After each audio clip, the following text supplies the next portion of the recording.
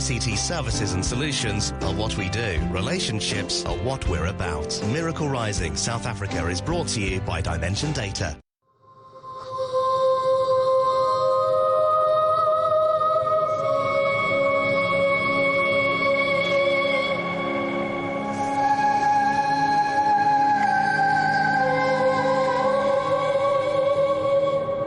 Once upon a time, long, long ago, there was a country where people were separated by virtue of the color of their skin.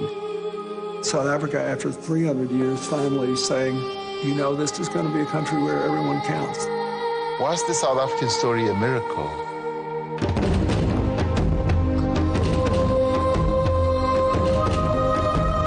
We are starting a new era. On the 27th of April 1994, we were finally given the opportunity to vote. This first free, fair, democratic election. Good prevailed, justice prevailed, because people insisted on it. Our fight, our Constitution, our democracy is definitely one to look at and to learn from.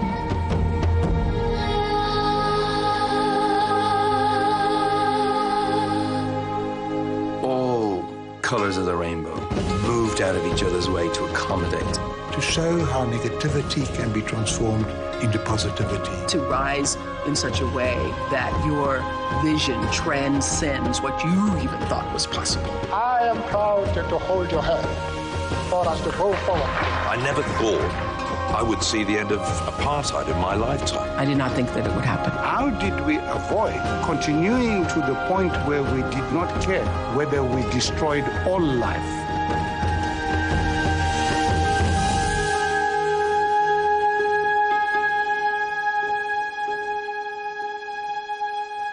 Bam!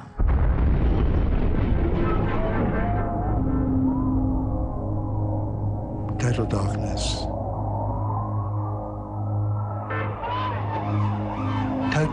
Total darkness. I don't know what's happening, and another kind of a shudder. And I know something terrible's happening, and some time passes. And into the darkness, I say, what happened? And a woman's voice says, it was a car bomb. And I faint back into unconsciousness, but with a sense of joy. I'd survived. I've only lost an arm. It was the bomb that blew off my arm that revived my spirit, and joy came back into my life when I survived that.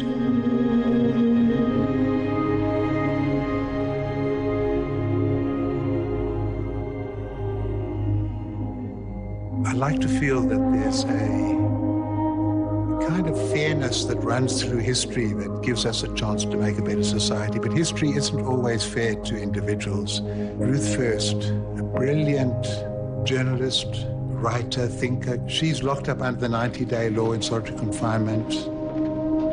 It was a cat and mouse game, but a game without an end. My mother couldn't work in South Africa anymore because they banned her. They banned her from pursuing her profession as a journalist. She goes into exile, I go into exile. She makes a film about her experience, a film's made about my experience. She goes to Mozambique, I go to Mozambique. I'm blown up by a car bomb. I survive. She was teaching in the university in 1982 when she opened an envelope of a letter that had been sent to her. I was in the office, and Ruth came back with a pile of mail. And she was standing 4 or 5 paces to my left.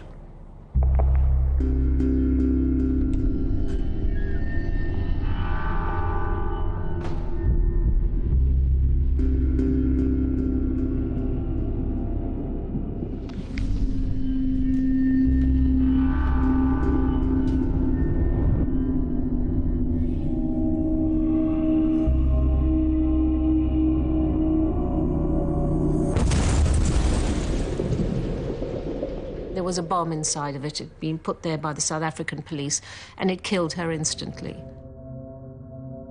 She never got back to see a free South Africa. I remember when we buried Ruth, her husband, Joe Slover, weeping and crying. It was a terrible moment.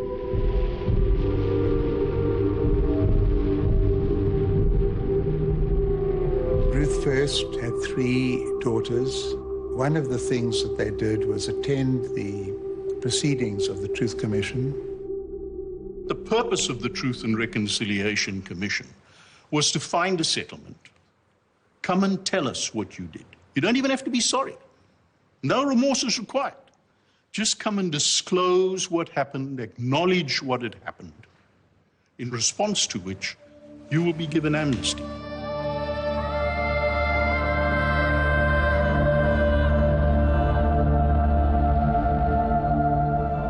I don't think anybody could fail to be moved by the hearings that Desmond Tutu chaired. I don't know how your greatness would be enhanced if you were to say, sorry, things went wrong, forgive me. Many people thought that there should be a much more severe reckoning after all these decades of apartheid. You don't end the problem by telling the truth. But I think it's a hugely valuable and important part of a process that allows a country to move forward. Slovo R, Ruth First, was regarded in the security police as a terrorist and was in the terrorist album. I sat in front of this mountain of a monstrous man. He was one of the people who was, as he calls it, in the loop that sent the bomb that killed my mother.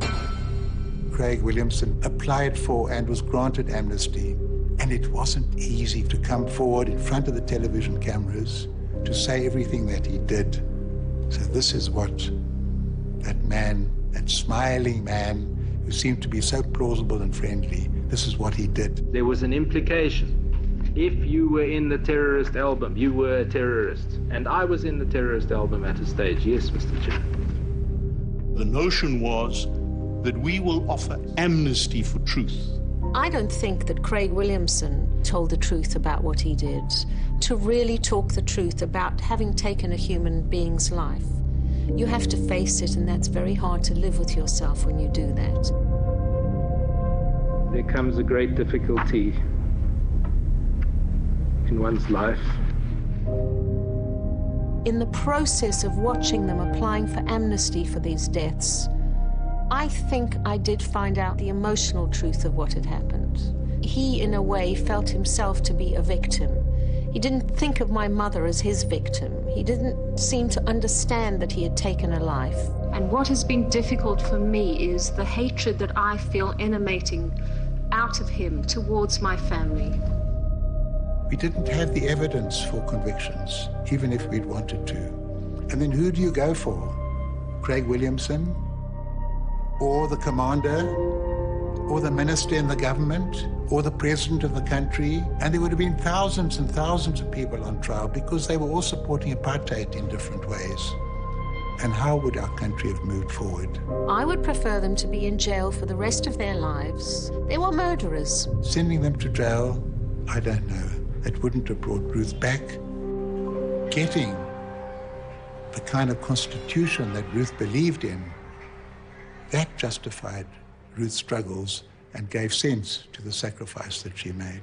It was a political compromise, and I support that political compromise. And if my mother's life was to make any sense, I am prepared to live by the TRC's decision. Is that a good enough exchange for justice?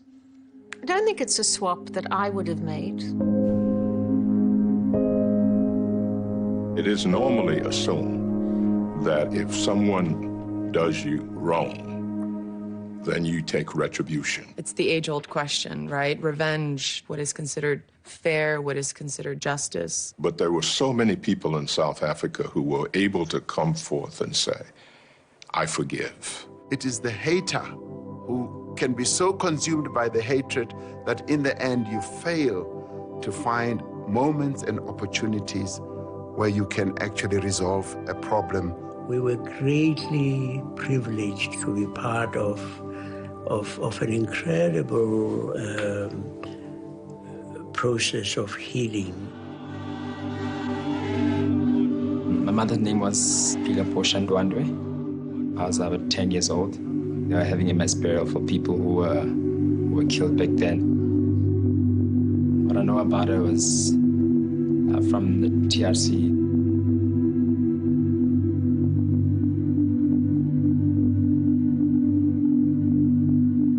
I always felt that maybe her exit in life was my entrance in this world. It was already in my mind that if she did not want to cooperate and work as an informer for us, she would be eliminated. Phila Ndwandwe was an Mkontu Wesizwe guerrilla fighter. All these years, 8 years or so, we didn't know really what happened to our sister. You know, she just disappeared. As was the case in those days, she was functioning under a different name. My dearest Dad, I know a letter from me is listed in your Christmas holidays. I miss you. As your daughter, it is rather my fault for not writing to your loving daughter, Pila. It's not advisable to keep my letters. Well, the security police were able to crack this, and they found out who she was. They arrested her, and they held her in a small room, and they tortured her. They stripped her naked, they beat her up, they shot her dead, and she was buried in a shallow grave.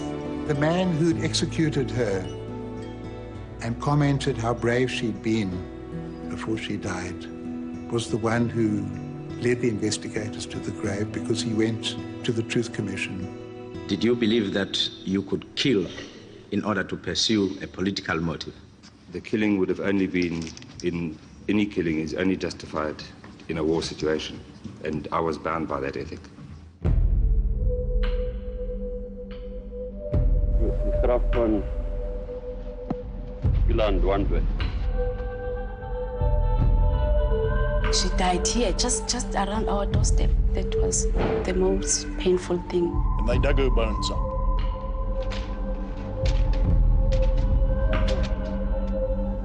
They found this packet that she had wrapped around herself in respect of modesty.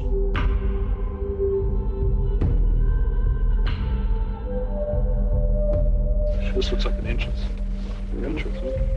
How do you expect people who've been through that, her family, how do you expect them to be reasonable? Did the informers that informed you about her tell you that she was breastfeeding? Negative, Chairperson. For me, the TRC, it was just a process of closure, you know. If they had never come forward, I would never have known that I had a mother. Hating that person and holding that anger, it's not going to help me in any way. Human beings have a tremendous capacity to be reasonable, to be compassionate, even in the most extreme situation, and say, okay, let's move on. Miracle Rising South Africa is brought to you by Dimension Data.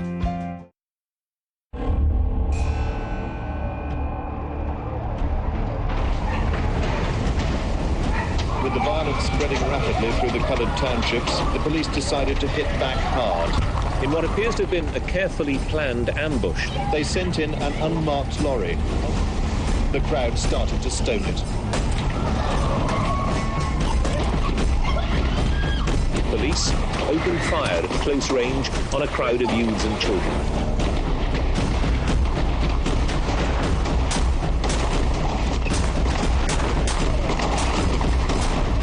At least 3 coloured youths were killed outright before they could take cover. The police were able to finish their operation, climb back into their boxes and go.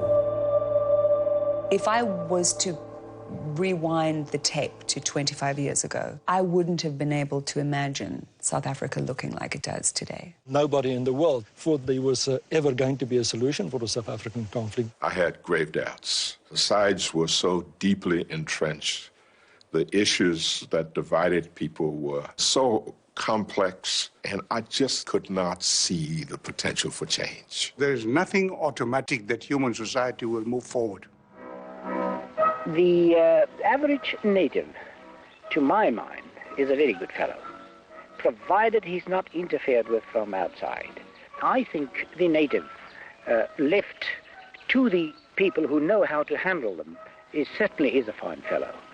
I've had no trouble. I've been on this farm for 4 years now, And quite frankly, I haven't prosecuted one single boy. There was no need for it. History has a way of making ideas that once had some support look ridiculous. I think there's a little bit of a misconception about where apartheid started. It started in 1652, when the first Europeans came to Africa. They brought with them the paradigm in terms of superiority and inferiority. They always thought they were superior to the people who are indigenous to Africa.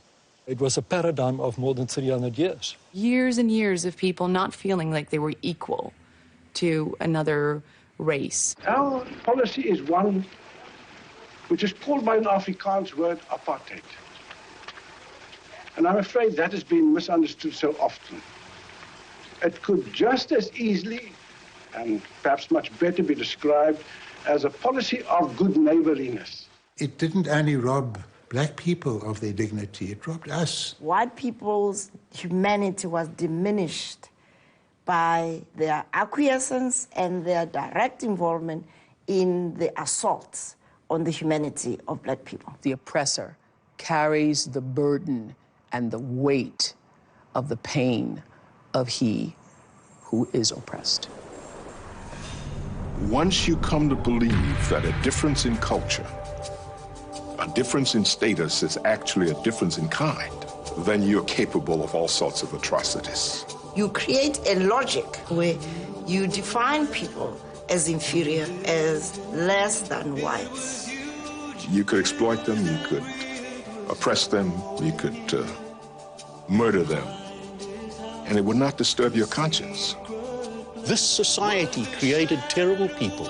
They grew up in a racist, oppressive, bullying society. In a way, they didn't even know what they were doing. It was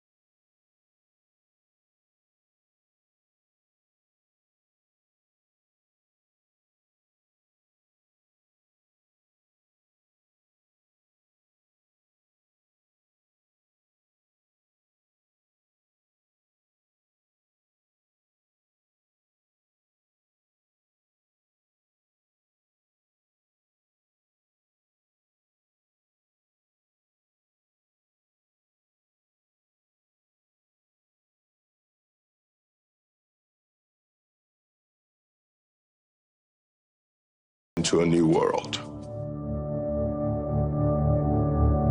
On an occasion like this, words fail one. We try to achieve our objects by peaceful means along non-violent lines. South Africa must and shall belong to all who live in it, black and white. Violence cannot benefit us. Violence cannot benefit anybody. I got involved in armed struggle to bring about a peace in this country. Take your guns, your knives, and your pangas, and throw them into the sea. Throughout our revolution, we've had really wise leaders. A leadership that had vision. Bold, brainy, brave decision makers. These people were politicians in a much wider sense because they were part of a political struggle, and that isn't the same as being in government. We had a leadership grown in the country, we had a leadership in exile, and we had a leadership sitting in prison. Mandela described himself before he went into prison as an angry young man filled with bitterness. Now, if Dr. Verwoerd's government doesn't give you the kind of concessions that you want sometime soon, is there any likelihood of violence? I think the time has come for us to consider, in the light of our experiences, whether the methods which we have applied so far are adequate. I have fought against white domination and I have fought against black domination. Does it lead? Each of us are shaped by our experiences. Hardship creates the man and the woman. You find out who you are by how you respond to circumstances. And what Mandela went through brought out the best in him. His years in prison gave him the time to think, the time to read, the time to formulate.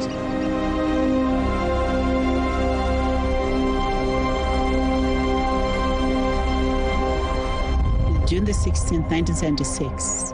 Students simultaneously marched out of 5 schools in Soweto. The regime tried to introduce Afrikaans as a medium of instruction in all African schools. We were forced to learn in a language that for us was an oppressor's language. The township exploded.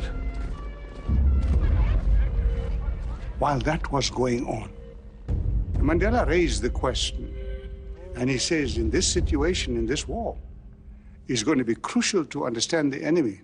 You need to get into his head and think how he would think. We have to start learning to speak Afrikaans. Bloody hell. He insisted on understanding the other, that we could not solve our problem if we didn't speak the Afrikaans language, if we didn't read their literature, if we didn't understand who we were facing. One is amazed by the fact that after 27 years of incarceration, he could come out to demonstrate emotional intelligence, moral intelligence, social intelligence, and spiritual intelligence. President Mandela, here to perform perhaps his most extraordinary act of reconciliation, to meet Betsy Verwoerd, the 94-year-old widow of Dr. Hendrik Verwoerd. Ik wens je geluk, mevrouw Verwoerd. Mandela was smart enough to learn Afrikaans, not only stand in the shoes of his enemy, but sing in their language and in their voice. Nelson Mandela putting on the jersey, putting on the cap. That's extraordinary. He had a transformation in prison and saw a way to open up the possibility of freedom, not just for himself and fellow prisoners, but for the entire country. This would not have happened had there been a different kind of man. Nelson Mandela came out of prison not consumed by bitterness. And he realized that if anger was your driving motivation, you were no longer a free person. After 27 years, it just was breathtaking. One of the things about somebody like Mandela is he also is a consummate politician. He was, as a politician, interested in becoming the next president of South Africa. And he knew very well that he would certainly be unable to become president of South Africa without finding a political agreement with the powers that be at the time. And when people like myself got to prison, we found in him a person who was already practicing those skills. We put Mandela as our spokesman. The overall head of the prison service, General Steyn, he began to converse with Mandela. And this is where Mandela pulled something that I have never ceased to be amazed with. In his firm but quiet voice, he said, General, you and I are on opposite sides of this war. One day, even when we have fought to the point where we have reduced our country to ashes, and one side emerges as victor and the other side as vanquished, you and I will have to meet, even over those ashes. The quality of that moment will depend on how you and I have treated each other today. That's something we need to think about. I have seldom been as empowered because I then understood what it is to uphold one's dignity in a way that compels the other side to respect you. It was the force of Mandela's personality and the force of the decisions he took that allowed South Africa to take that peaceful step for itself and to be such an example to the world. He has just infused so many of us in this world that he'll always be walking among us.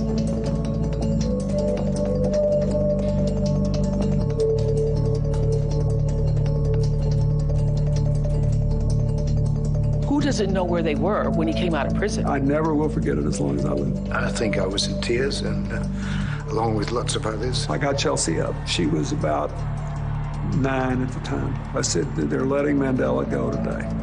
This may be the most important thing you ever see. People remember Nelson Mandela getting out of prison the way they remember Neil Armstrong walking on the moon. It was, you know, some giant steps. The government has taken a firm decision to release Mr. Mandela unconditionally. After 27 years in prison, Nelson Mandela walked out today a free man. And there is an excitement in the crowd. I did not have a Damascus Road experience, where one evening I went to bed firmly believing in apartheid, and the next morning I saw the light and said apartheid is all wrong. It was a process. That one move of letting Mandela out of jail turned out to be the key moment. We had to admit to ourselves that we had landed in a place which was morally indefensible. De Klerk, for him to have done what he did was tantamount to a miracle.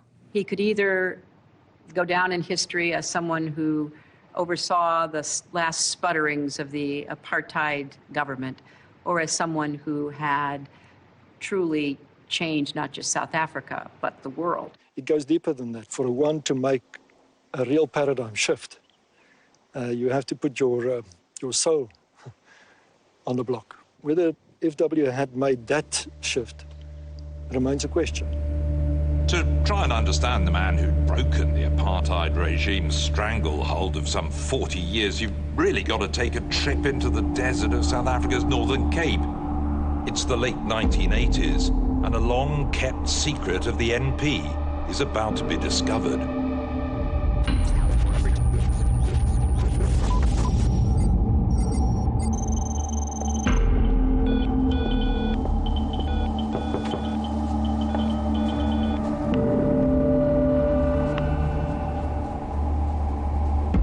Есть снимки со спутника. Передайте их американцам.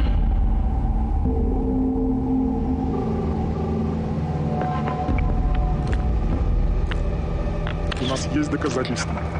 Южная Африка обладает ядерным потенциалом.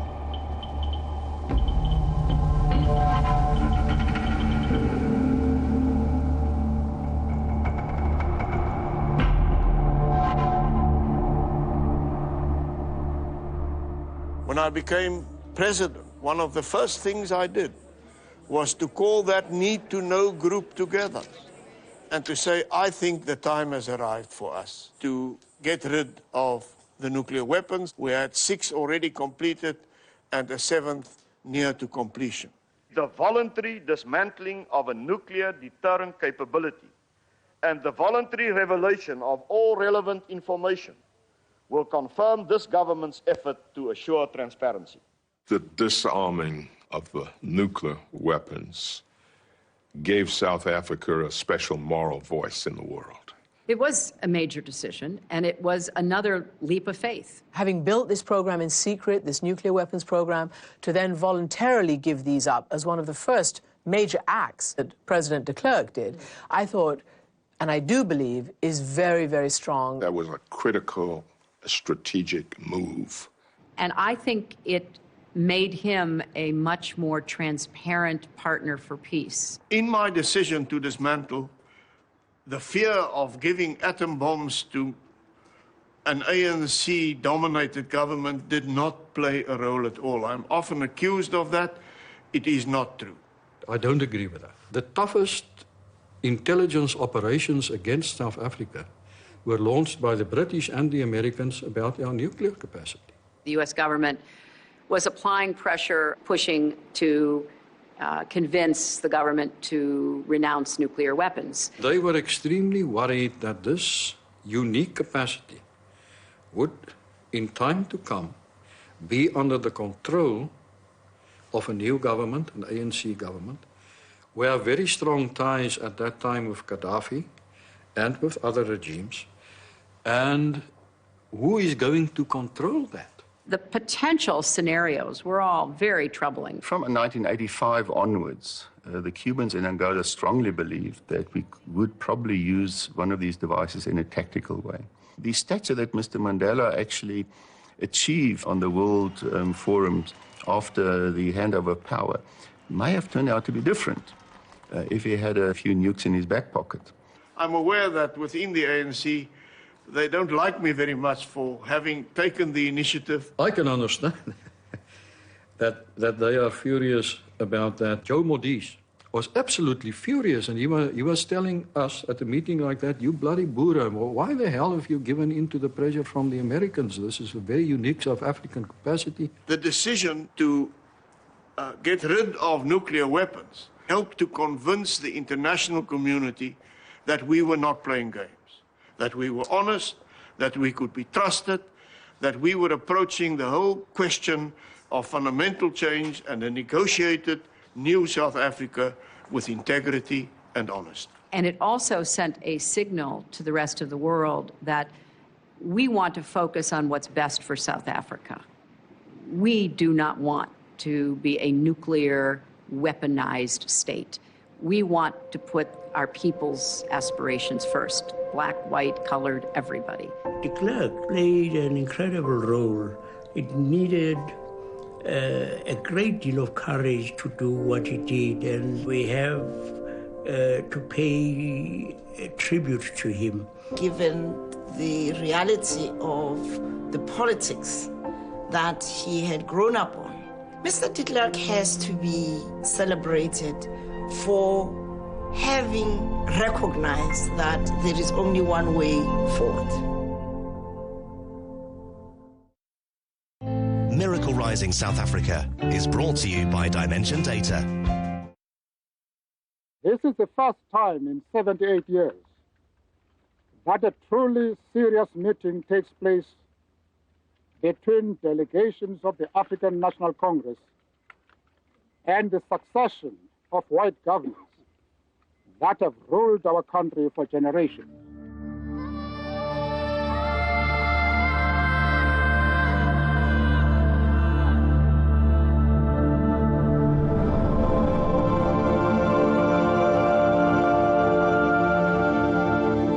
The fact that the white president and the black moral leader of Africa could get together and listen to each other's stories, that was a miracle. We wanted to build a bridge that would take our country from white minority rule to a democratic system based on one person, one vote. And that whole process was based on a deep conviction that the problems of our country could only be resolved through negotiation, through talking to each other. If miracle makes it appear the marvelous Mandela meets the wise de Klerk and the two of them do a deal, and then it's robbing our historic process and the inputs of millions of people over long periods of time of what they really did. The heart of the story is that South Africans who were at war with each other got together around a table peacefully. That is what CODESA is about. It is about building a future. It is about correcting that which is wrong in our society. The negotiations was a roller coaster. And the down moments were really terrible. The first part of it, called CODESA, the parties really were feeling out each other. An organization which remains committed to an armed struggle cannot be fully trusted, cannot be trusted completely when it also commits itself to peacefully negotiated solutions. De Klerk took a rather strong stand on that. The old man was furious. I am gravely concerned about the behavior of Mr. de Klerk. He has launched an attack on the African National Congress, and in doing so, he has been less than frank. Until then, the overwhelming majority of the black people of South Africa, the oppressed, had no faith in negotiations. Their reaction was, yes, you're doing this, but listen, those Boers, they're going to outsmart you. They've got the army behind them, they've got the government behind them, they've got the money in their pockets. But when FW gave that opening and Madiba hit back, even the head of an illegitimate, discredited minority regime as his has certain moral standards to uphold. All their fears disappeared. All of a sudden, everybody knew the ANC is a force to take into account. They are strong. They are not going to be dictated to. They saw that, no, this is a man who is leading a team whose commitment to our freedom is unquestionable, and he is not going to surrender. Overnight, confidence of South Africans in the potential of negotiations was born. We are still prepared to have discussions with him if he wants. But he must forget that he can impose conditions on the African National Congress. And in the middle of this, the violence was escalating. Some extremists are threatening more violence to disrupt the process. This endless violence, this internecine turf war that was going on, as not only white against black was scrapping, but black on black fights as well across the country. A piece of cold-blooded savagery that could set back the peace process in South Africa by months, if not years. It appeared that the violence had assumed such proportions that it would be impossible to sit at the table to negotiate a political settlement. They're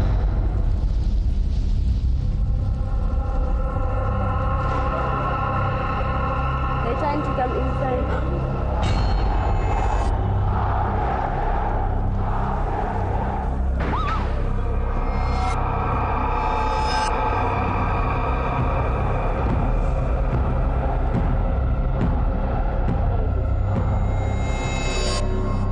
There were heady days in South Africa. There were days filled with tension. We didn't really know what was going to happen. There was extreme groups on the white side which wanted to sabotage the whole process of democracy in South Africa.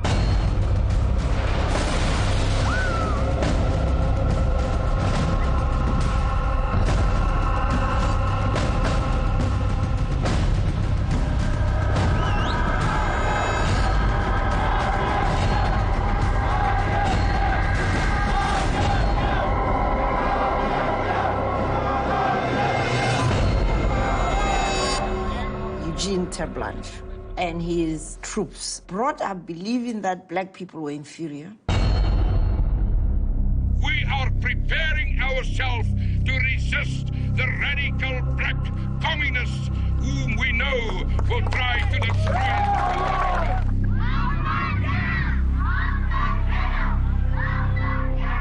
When I thought about the right-wing groups, people who are obsessed with the belief in the superiority of their own kind.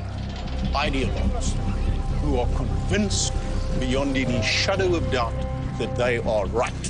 When you get that kind of obsession, it's more than just social, it's pathological. There was a great fear that the far right could take over, that the South African army would join with them, and there would be a coup.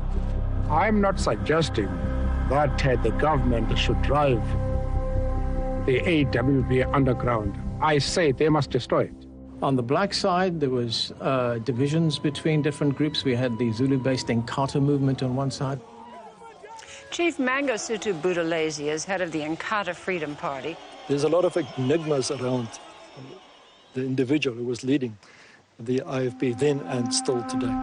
24 more people have been killed today in fighting between supporters of the African National Congress and its main black rival, Inkatha. People fighting with spears in this kind of primitive war that was so incredibly violent.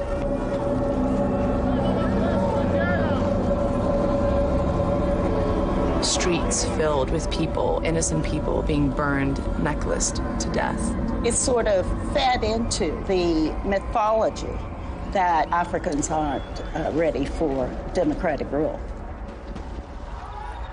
Mandela was accusing the state of covertly being involved in the violence. They were trying to create mayhem, because if they had succeeded in making a split between the IFP and the ANC, they would have been able to keep power much better. The security forces are working together with members of INTUITO.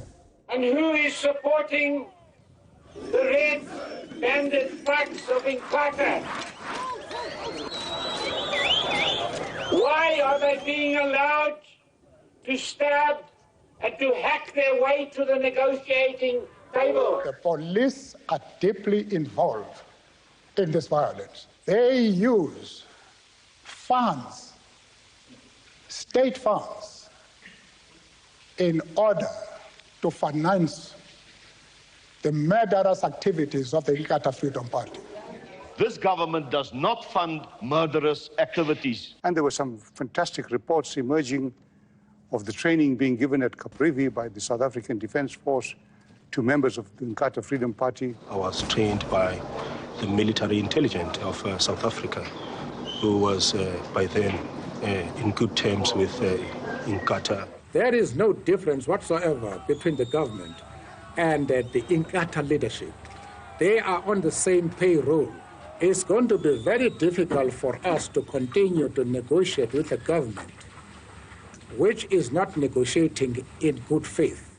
Violence was escalating. People were predicting a bloody racial bloodbath. There was so much unrest and there was so much uncertainty. It felt like people were walking the streets so determined to fight for what they believed in that nothing was going to stop it.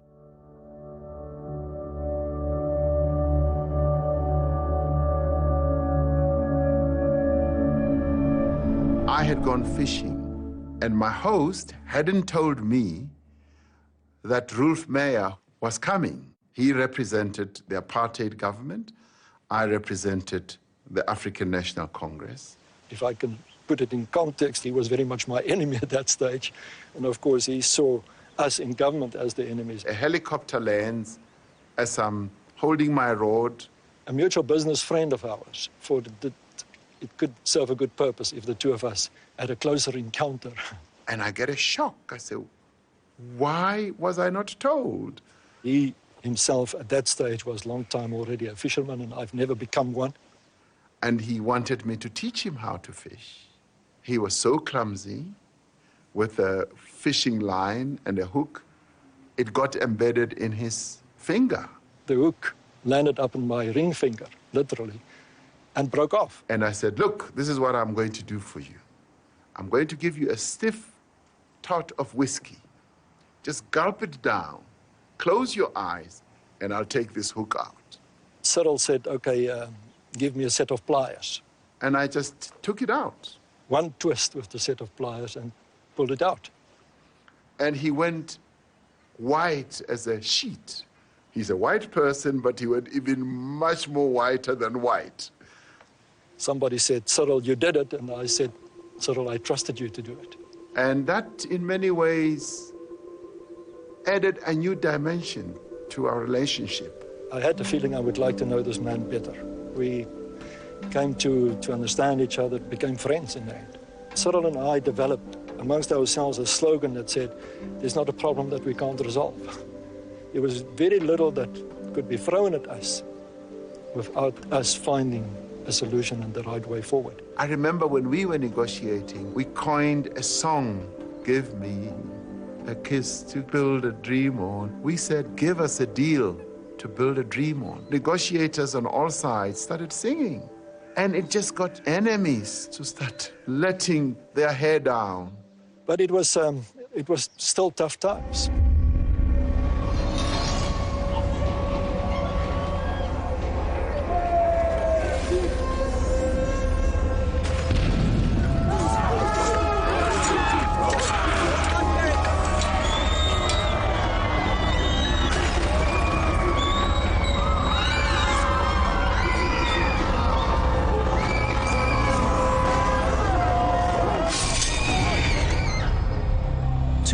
Zulu-speaking Inkatha members had rampaged through Boipatong, cutting down anyone they saw.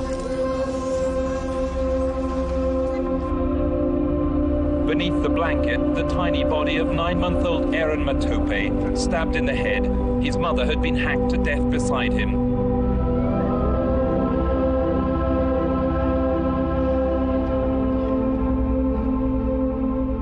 We charge de Klerk and his government for complicity in the slaughter that has taken place. There's no doubt that Boipatong, for me, saw a shift in power. It saw the moment when Madiba's gleaming smile just shut down for a moment, and behind it you could see real steel. We will not forget what Mr. de Klerk, the National Party, and the Inkatha Freedom Party have done to our people. I have never seen such cruelty. Sharpeville all over. Won't we learn?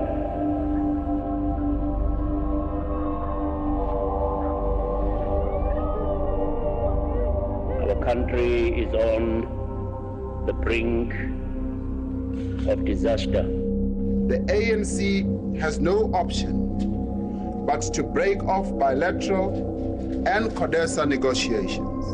The whole country sort of thought, oh my God, you know, what's going to happen now? Will we ever get back to that place? Will we ever get back to the negotiating table? Miracle Rising South Africa is brought to you by Dimension Data.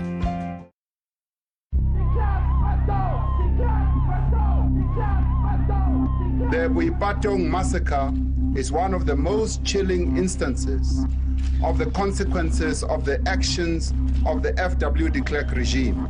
There was some evidence that the apartheid forces were involved.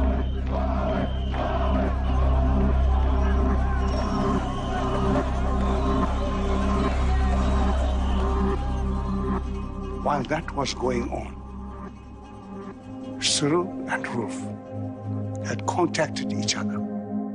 I picked up the phone and called Rolf Meyer. I heard his voice and my reaction was excitement, because at least he's talking. And I said to him, what the hell are you doing? And I said, this has happened. This is a wake-up call to you guys. You are doing certain things behind the scenes, but at the same time, we remain convinced that the only way to resolve the problems of our country is that we should continue talking. And we literally started meeting the next day. When there's discussions, there's always hope. And I think the positive side of it is the fact that we are, at the moment, talking at the trilateral level between all the parties concerned, that is the government, the IFP, and the ANC. In a conflict, you have to respect your opponent, to react to them not just as a group, but as individuals. Now, if I just saw them as a group and said enemy, I'm unable to go behind that screen.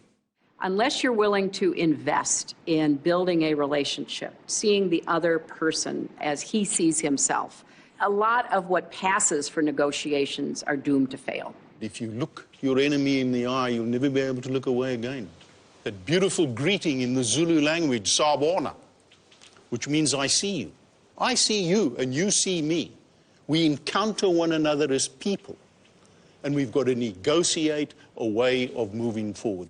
Meeting outside the mainstream, outside the formal realm, often helps. The best moments to get to know each other was not while you were actually discussing a subject, but during the coffee breaks. People get to know each other as people, as humans, and therefore you start trusting the other person. That type of interaction led to people developing sort of some warmth between them as individuals, as merely as human beings. And they're able to talk more openly, to talk more off the record, and where you are able to dissect the root cause of what the problem is. We knew that as we dealt with each other, we would tell each other the truth as it stood. And if we made a deal, we would want to stick by that deal. It was up to us. We knew it. We can't afford to fail. In fact, there were more deaths in the country at that stage than ever before. We needed to try and channel the issues around the violence, to allow the CODESA and multi-party and the confidential talks to proceed. And so civil society leadership of the country and the business leaders brought all of us, including the politicians, together to generate a process under which there could be an ongoing successful addressing of this political violence. And it was the first time ever in the history of this country that all the political parties were there. I wasn't part of the delegation, I was just a guy around there. By 9 o'clock that night, we were in deadlock. When everyone filed out of the room to go and have coffee because we were in deadlock, I thought to myself, this can't be. You know, we've worked so hard and there so many good things have happened. And I just wrote my thoughts on the flip chart.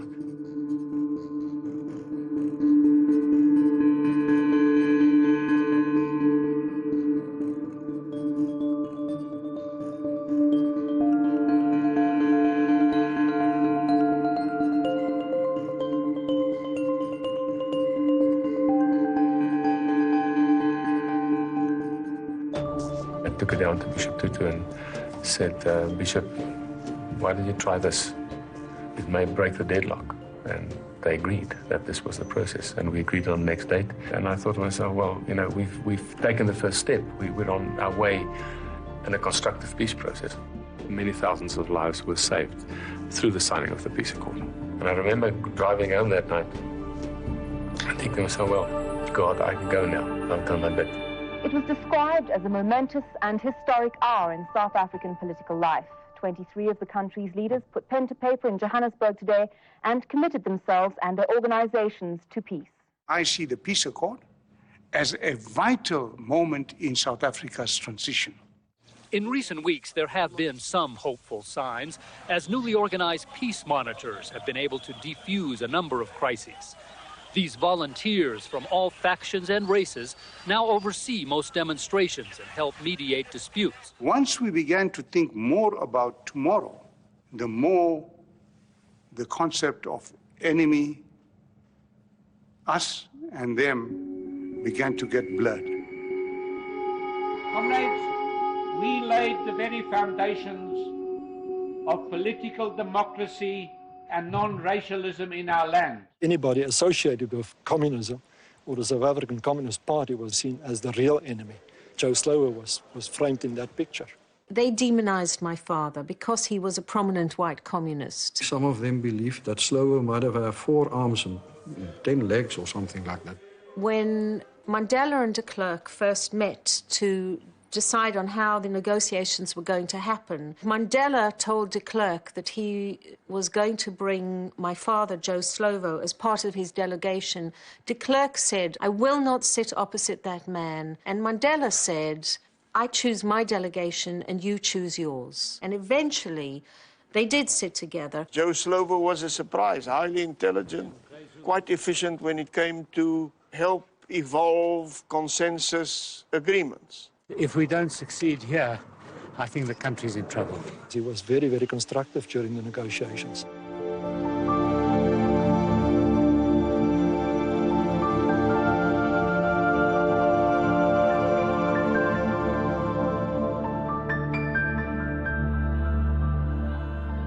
Whatever happened to you first, Slovo clearly played a role as a man who was bigger than what we ideologically believed of him.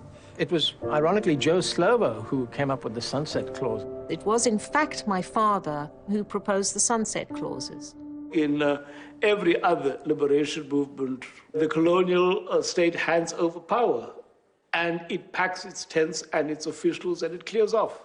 In South Africa, I suppose, the apartheid regime were very nervous about that.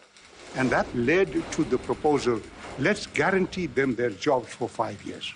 They recognized they had to give something to the other side, and they found a way through that. He assured the white politicians that they would get their pensions and they would get their homes, etc., and they would get one vice presidential position. 5 years of sharing power, rather than a complete break that could have caused instability, was a magnificent way to resolve that conflict. Slovo was enough of a South African patriot to understand that the sunset clause was crucially important to stabilize the situation. We can all leave this earth in peace, having achieved what we have achieved. What the South African situation helped to make people realize is that you can't dismiss anyone. It is really time now for the people to have their say.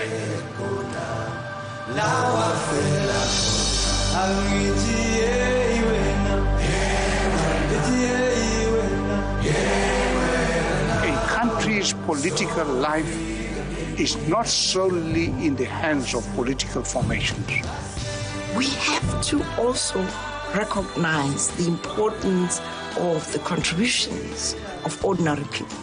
The everyday, decades-long struggle of a people finding its voice. Their voice carries a lot of weight, a lot of influence. Lets everybody work together, and that's the key. Each voice began to be heard and joined with other voices, and it brought about change. This is Radio Freedom. The fact of the matter is that apartheid is wrong. The picket outside the South African embassy by the London branch of the anti-apartheid movement was kept going for 1,395 days. Millions of people were engaged in the anti-apartheid movement. People around the world were not just engaging in protest, but they were persuading their governments, their institutions, and even business organizations to take economic action. People, as a people, are the makers of their history. Our people wanted change, and they worked hard. They sacrificed a lot to get this miracle underway. I remember in the 50s, a white foreman was standing over there, grinning like a Cheshire cat, very happy about his boys digging a trench.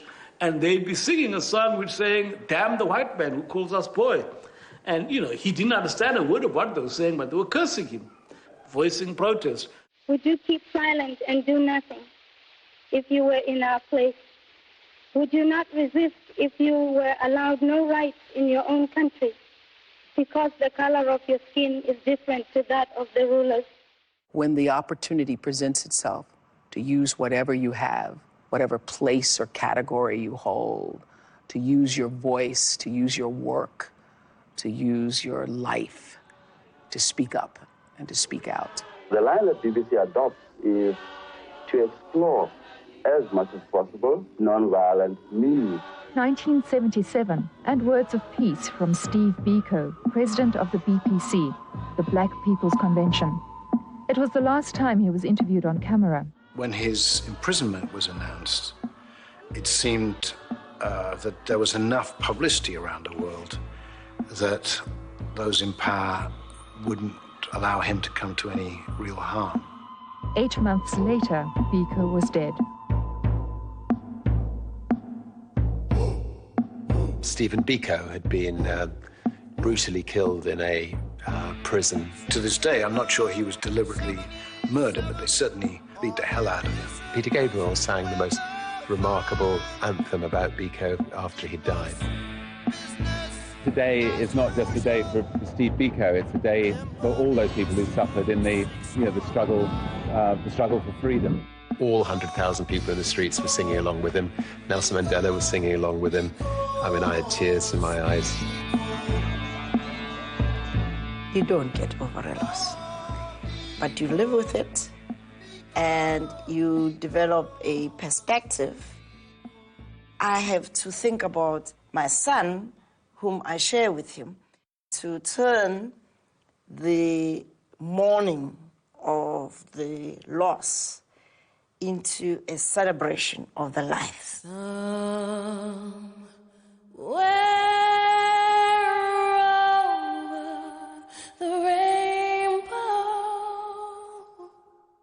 To rise in such a way that your vision transcends what you even thought was possible. To find that thing that drives you, the thing that makes your life feel like it has a certain amount of value. In the end, that's the only thing that matters.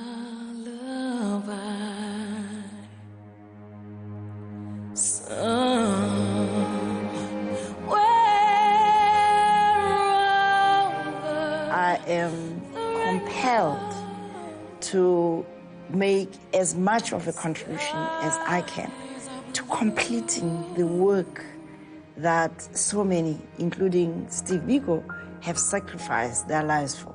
We've got to salute all those who sacrificed their lives for the struggle for freedom. On the side of the black people, Chris Hani had already become an icon and a symbol of a refusal to surrender.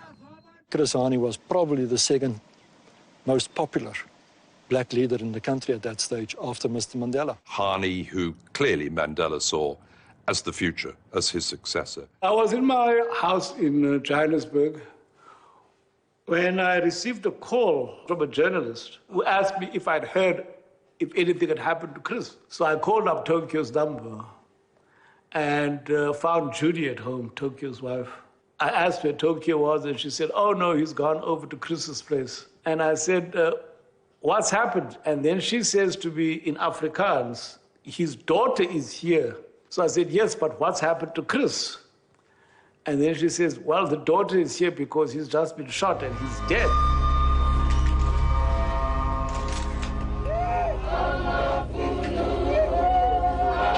The murder of Chris Hani was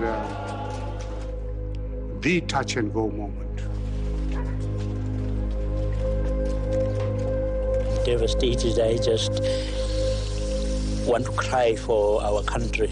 I just broke down, and wept like a child.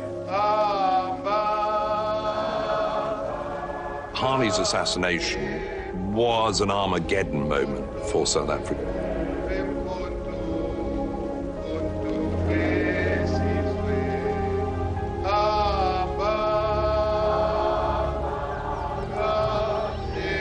It unleashed a passion and emotion that could have completely disintegrated and destroyed it. It took us right to the brink.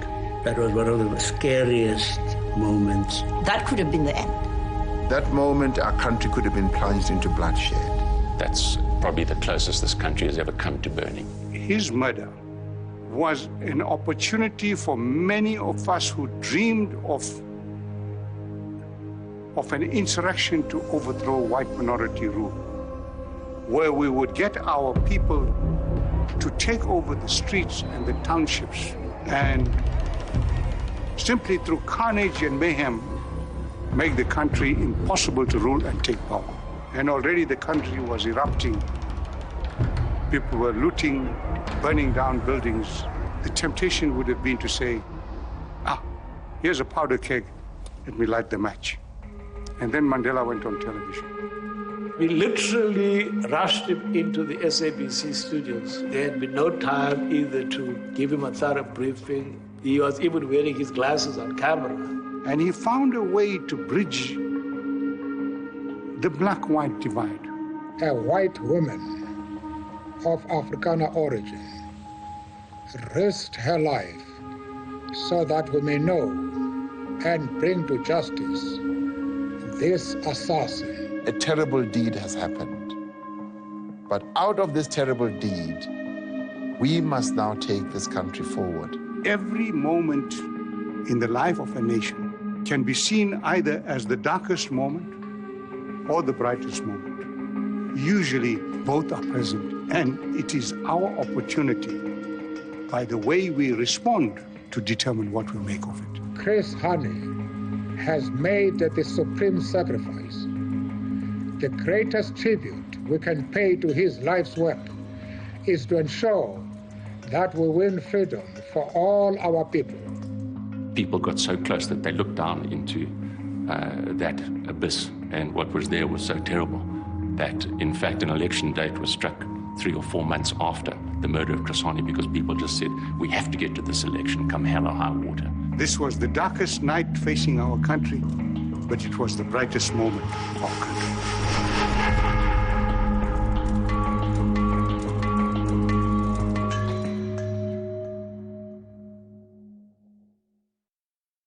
Miracle Rising South Africa is brought to you by Dimension Data.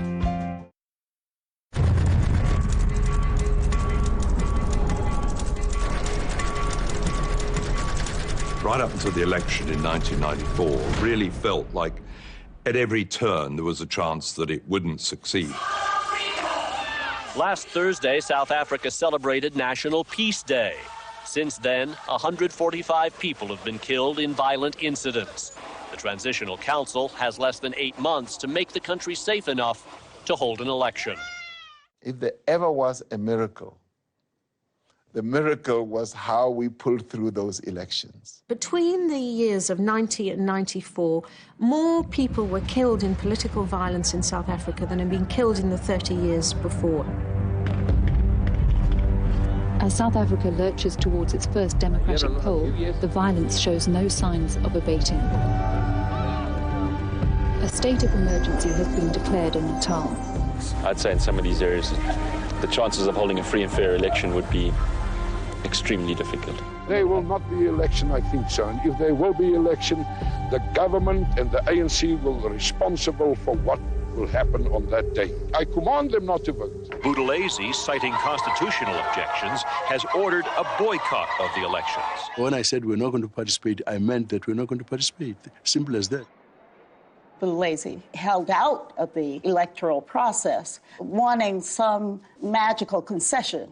I could never understand why and what informed his mind. Maybe it was the fact that he saw himself as the real contender for leadership of the country. The election is going to be held anyway next month. So at what point does it become useful to continue to resist? I'm always guided by my principles, whether that was popular or not. But in the end, I realized that they had to become part of the ownership of the future. I therefore am pleased to announce that the Inkatha Freedom Party will contest elections in the national and provincial levels, even though it's so late in the day. They suddenly came back and said, how do we participate? So in a whole important region, which in a very populated region of the country, there was not going to be an election because the IFP had said they weren't going to participate. And then suddenly when they came in, that whole area had to be serviced. And it did lead to the sort of frantic addition of Buthelezi to the ballots. And 80 million stickers then had to be stuck by hand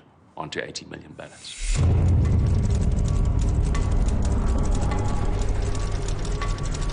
The reality is that we were under extreme time pressure. There were a variety of times when I thought, I just don't know how we're going to make it.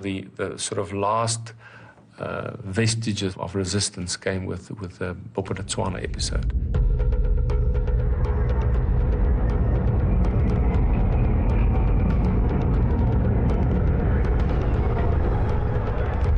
The Bophuthatswana people had said, we don't want to be in a homeland anymore, we don't want to be in a Bantustan, we want to be in South Africa and we want to be part of it. And the far right drove into Bophuthatswana to take over. I asked Mr. Terblanche, what were they doing there? And he said, they have come to help. So I said, but we did not ask for your help. These men with guns driving their bakkies into the street. The AWB just shoot us. They shoot me in the leg. For nothing. There was a great fear that the far right could take over and there would be a bloodbath. What actually happened was that they were driven out. And then he demands that I must leave Bophuthatswana. Me, Terblanche, must leave Bophuthatswana. Because I'm busy overheating the situation because of my presence. So I said to him, that's bloody nonsense. 3 of them who were driving out of Bophuthatswana started firing into the crowds. The Bophuthatswana police fired at them and stopped their car. Are you a member of the AWB? No. Okay. Which is your party? Stand back. Please get me out, please. I'm bleeding. And in front of our televisions, a black policeman went and basically executed these 3 men. The pictures made news throughout the world at that point, and I think that moment, whatever had been building up on the extreme right-wing side towards violent change in South Africa, just completely dissipated. It was an important moment. Seeing them defeated on national television put paid to the idea that there was a serious right-wing threat. But we still expected something to happen. There was the potential for explosion from the right-wing groups.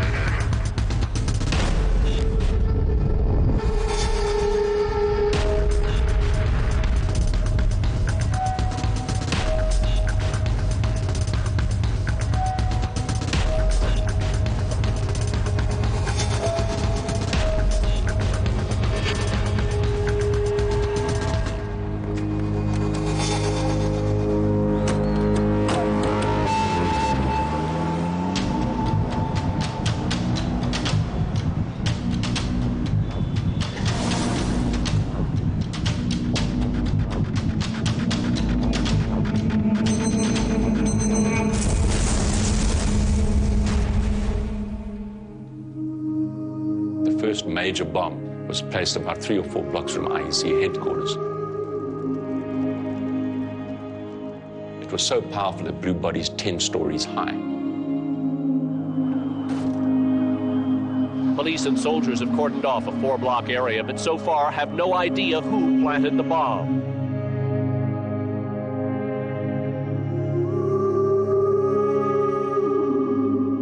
And then bombs started going off all over the country in various places. Police have increased to R1 million the reward for information leading to the arrest and conviction of those responsible for the blasts.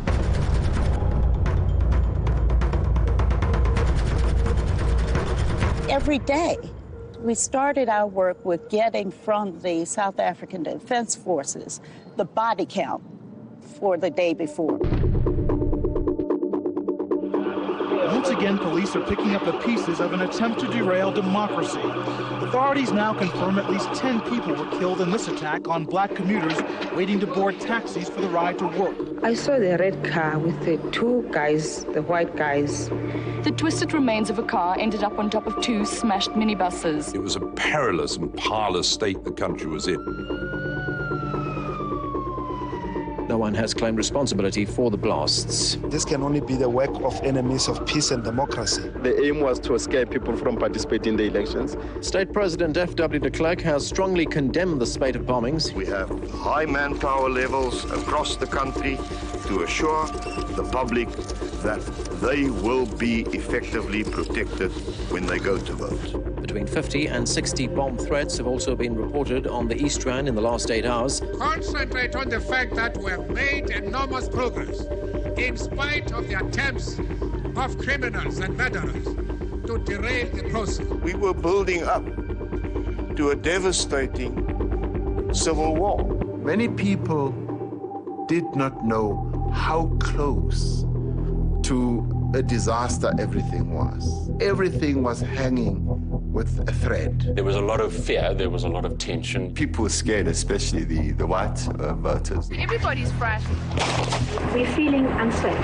It prompted me to get my gun out and come and practice again. Now that their political dominance is ending, moving companies can barely keep pace with whites packing it all in. They want to get rid of us, of the whites, and honestly, they're trying to get in black guys in our positions. For many, the time has come to leave South Africa. Immigration is up by nearly 40%. As far as people who are leaving the country, I do not have to apologize. Let them go. Because in that process, real South Africans are being sorted out. A number of foreign governments had prepared emergency evacuation plans for their citizens. A lot of people were afraid of the future. But I still remember how excited South Africans were. I'm happy to be part of history. I'm very excited. I feel we have the right to our freedom to vote. There was huge excitement. I don't know what to say.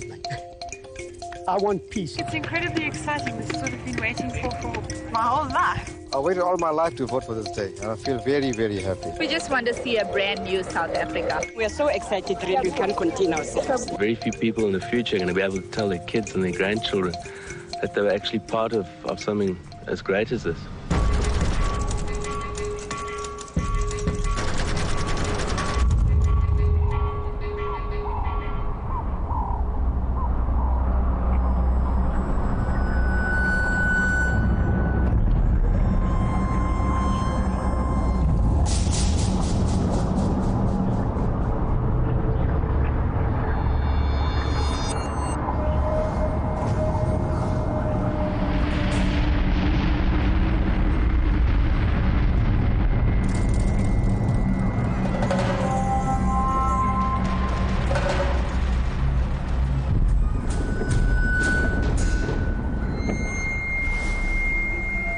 Dis gereed. Hierheen gaan lughawe toe.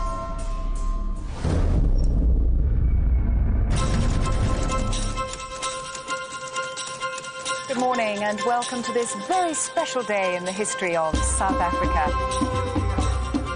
27th of April, 1994. It was just so amazing. The sky was blue. It was a blue that I had never seen before. I woke up at 5 o'clock expecting that I will be the first one to be on the queue. But to my surprise, when I get there, the queue was so long. By 7 o'clock, the queue was just spiraling. People lined up for hours and hours. Long, long, long, long lines.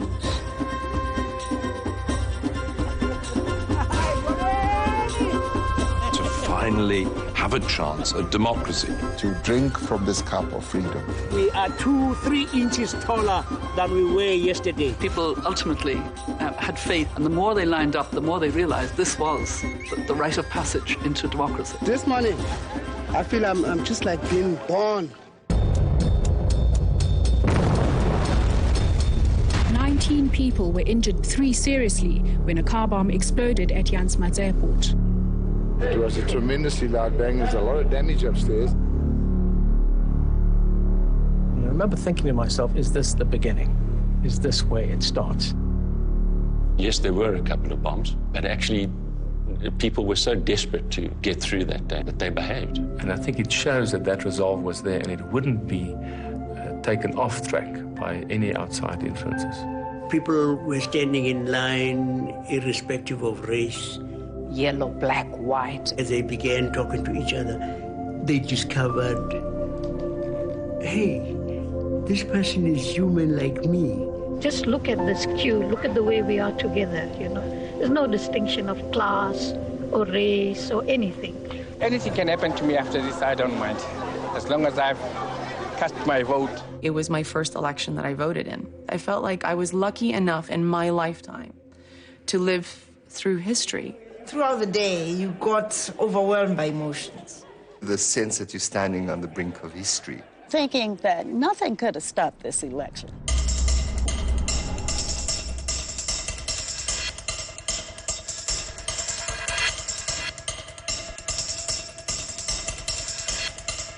Voting stations were overcrowded and ill-prepared.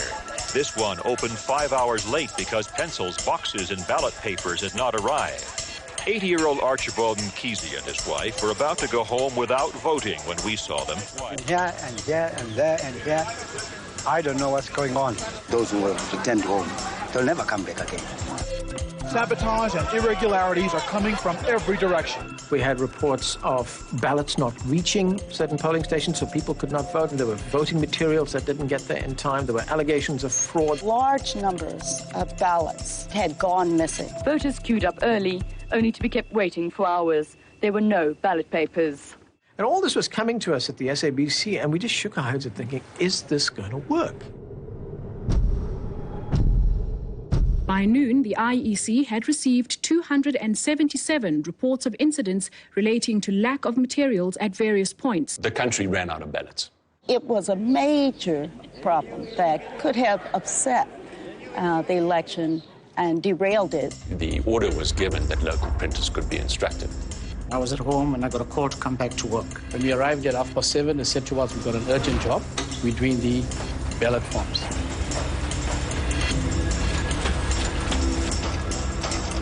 When I got here, I saw chaos. Police vehicles were outside. There's a lot of security, IEC officials sitting all around. They printed until about 10 o'clock the next morning, right through the night. And they printed enough ballots for KZN. But similar operations were taking place up in Pretoria and in Johannesburg. In a number of elections around the world, you have indelible ink, which they put on your thumb. Because of the expected intimidation, they decided to use invisible ink. And the problem with invisible ink is you can't see how much you put on. And so they ran out of ink pretty fast, just like they ran out of ballots. Calls were being made saying, can you make the ink?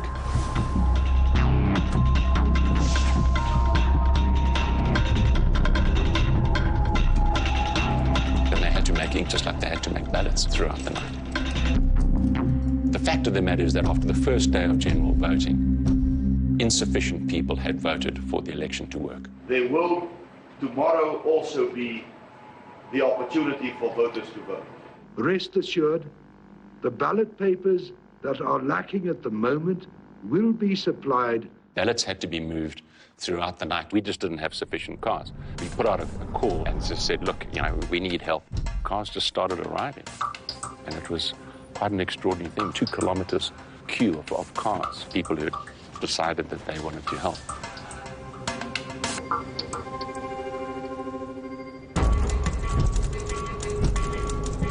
the Air Force was called in. Ballot boxes had to be taken by helicopter using the South African Defence Force, which was flown by pilots who belonged to the old South African Defence Force. I was the officer commanding of the 15th Squadron at that stage. We were responsible for the distribution of the ballot boxes and the voting papers all over Natal. It was a lot of paper, a lot of boxes, a lot of people running around. So it was a little bit chaotic from the start.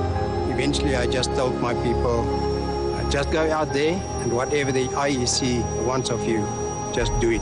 Go out and help that the election is a success at the end of the day.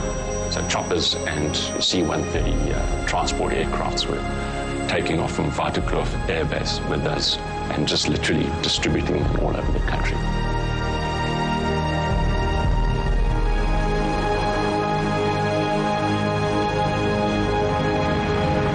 Queuing in the bush today, rural South Africans with one last chance to vote.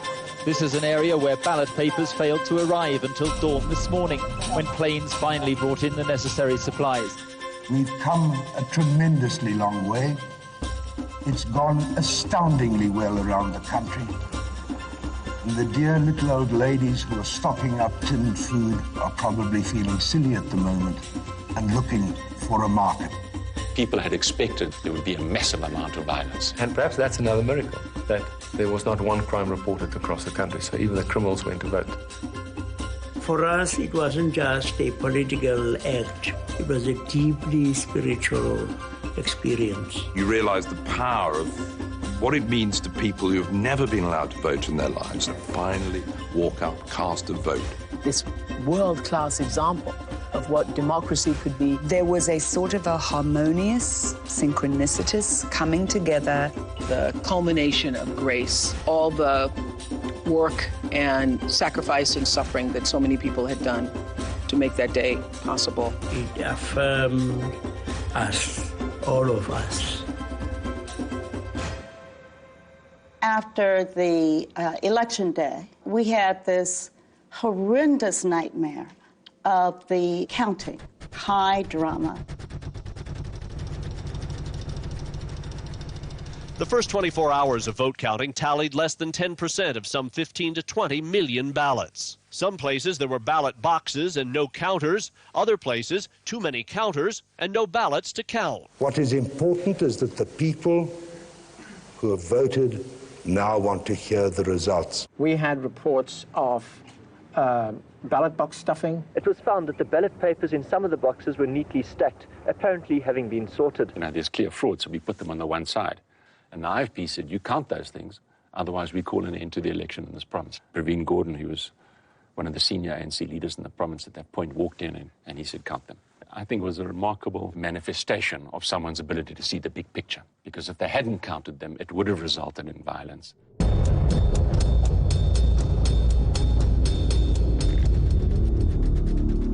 Three minutes past 5, on the morning of the 3rd of May, we found something. Someone had hacked into the system and multiplied the votes of 3 of the political parties by 0.033. It was registering votes that were not cast, which threw the entire count into question. The computers had been rigged. This was not an accident. Miracle Rising South Africa is brought to you by Dimension Data. What we are going to do now is look at a result.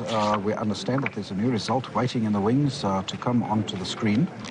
So we are going to pause for a moment as we see whether that result is in fact going to come up. Nope, there is no result. So we're going to hang on a moment till we see that one. In fact, the flow of the results has now taken something of a breather. There was an electronic feed to a huge media center that had been set up, where you had these sort of counting boards, just like you do at an airport, you know, like that. And suddenly that just closed down. The country basically went into a state of limbo. What's happened to the election? The longer that continued, the greater the panic, and you had incidents of violence starting to rise in certain areas. Fortunately, we had a manual count, a verification, which was being run. But for a period of about 2.5 days, the country was in a state of no news. But eventually the manual count did catch up, and passed the electronic count. And you saw the results going up in the country, sort of when the political tension just dropped. It is a jubilant scene in South Africa this morning as Nelson Mandela has been sworn in. Nelson Mandela's ANC easily won the South African election. Vom Staatsfeind Nummer 1 zum Präsidenten. Dieser Tag war die Krönung im Leben von Nelson Mandela. We have started a new era. I was in my kitchen when I heard of Mandela winning the election. I was in Bosnia, and I remember all of us wishing that we could have been in South Africa, watching this amazingly positive story unfold. This was not just little history, this was big history. When Mandela took over the country, it changed my whole life. In my heart, I felt that, we all had equal rights now. That was 'n ander wêreld geweest vir my daardie dae. It was a birth of a new era. Kwabamnandi ngohlobo olumangalisayo. Sajabula sabanga umsindo, sakikiza. Sijabule.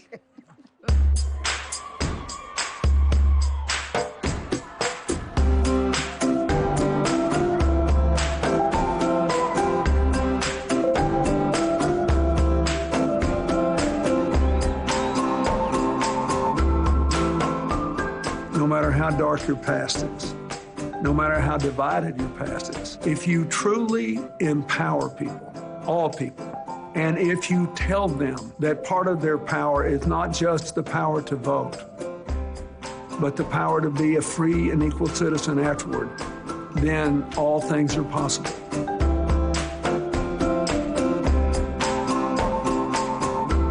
South Africa made a triumphant return to the world of nations today when Nelson Mandela was inducted as the country's first democratically elected president. Then the moment the world had been waiting for, the arrival of Nelson Mandela. This is a very exciting moment. It's the victory of the people of South Africa. We're finally there. That which we have set out to achieve has been achieved. I, Nelson Mandela, do hereby swear to be faithful to the Republic of South Africa. Inauguration, never forget that. It was amazing, absolutely amazing. I watched the South African Air Force fly over in those colors. And the salute by Afrikaner military of the new president. You heard that roar from down below, which I will never forget. That sense power has shifted. You just knew that you were hearing a seismic shift. The moment of possibility born. I mean, that's powerful stuff. It left me breathless. That sense of exaltation, hope. There's just a freedom in it. There's freedom that was never there before. Democracy for the people. Transformation. Equality. Peace. The things you were fighting for. That is the great South African dream.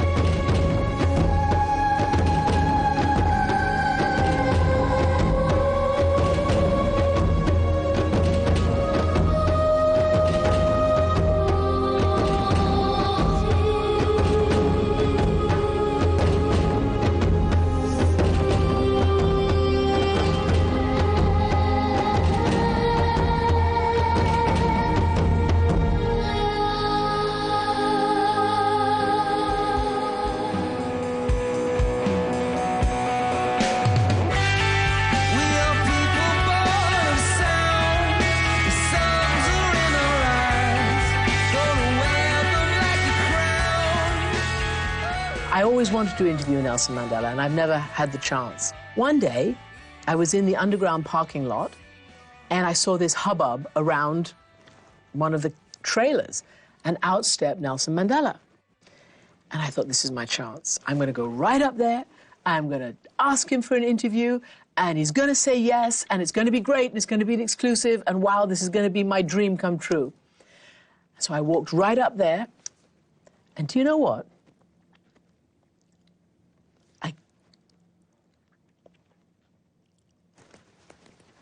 I did something very uncharacteristic for myself.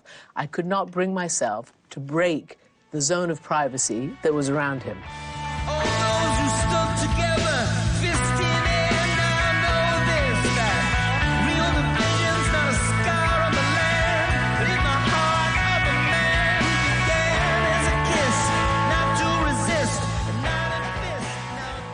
get an invite to a state dinner. And there's a long receiving line, and I had just passed, the president, and I said, hello, Mr. President. And then Madiba leaned forward, he goes, Alfred, it's me, Nelson. Remember me? And suddenly Bill Clinton's head went, and we all kind of chuckled. I said, oh, Madiba, nobody ever, ever will forget you.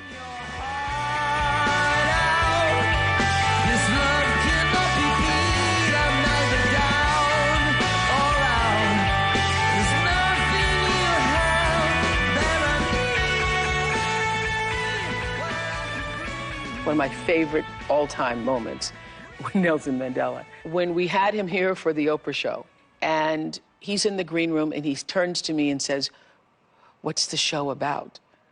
I go, the show is about you. The show is about you. That's all it's about. It's just about you.